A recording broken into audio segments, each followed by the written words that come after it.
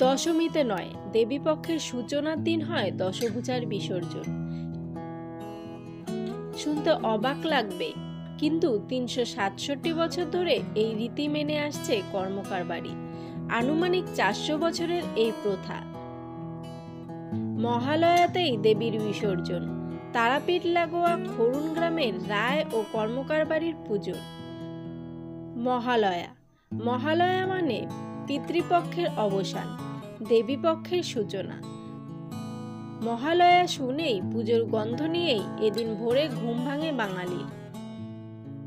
৩৬৭ বছর ধরে এক অন্যধারার পুজো হয়ে আসছে এই দুই পরিবারের।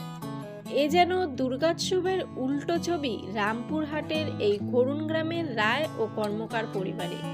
মহালয়া মানে পুজো শুরু, সেখানে খরুন গ্রামে অন্য নিয়ম। মহালয়া মানে নীল আকাশে কাশফুলের মতো মেঘ, গ্রামের রং করা দেয়ালে শরতের রোদ। সেখানে বংশ পরম্পরায় খরুন গ্রামের রায় ও কর্মকার বাড়িতে মহালয়ার দিন দেবীর বিসর্জন হয়ে আসছে। সারা বছর দেবী দুর্গা থাকেন মায়ের বাড়িতে মেয়ের মতো, কিন্তু মহালয়ার দিনেই সেই প্রতিমার নিরঞ্জন দিতেই হবে। সেই চিরাচরিত প্রথা মেনে হয় বিসর্জন। কার্যত এদিনের জন্য গোটা গ্রাম দুর্গাহীন থাকে।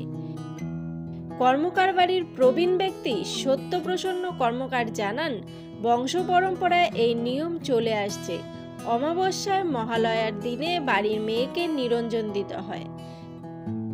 ৩৫০ বছর আগে মাটির মন্দিরে পটের মূর্তিতেই দেবী বন্দনা শুরু হয়। সময় পরিবর্তনে এখন সেই মন্দির পাকা হয়েছে, তবে পুজোর নিয়মাবলী বিসর্জন সব একই। খরুন গ্রামের লোকমুখে শোনা যায়, একবার পুজোর সময় গ্রামের এক কুমারী মেয়ে মা দুর্গাকে সন্ধ্যা দেখাতে গিয়ে আর ফেরেননি। এরপর এলাকার মানুষেরা মা দুর্গার মুখে শাড়ির লাল পাড় দেখেন। তখন মনে করা হয়েছিল স্বয়ং দেবী ওই কুমারীকে ভক্ষণ করেছেন।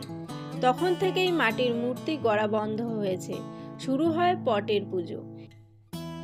এই পটের মধ্যে আরও একটি বিশেষত্ব চোখে পড়ে। এখানে মা দুর্গার সঙ্গে আসেন তার দুই মেয়ে লক্ষ্মী ও সরস্বতী। পটে থাকে না কার্তিক ও গণেশ। তবে কালের সরণি বেয়ে সেই পটে পড়েছে শোলার কারুকার্যের ছোঁয়া।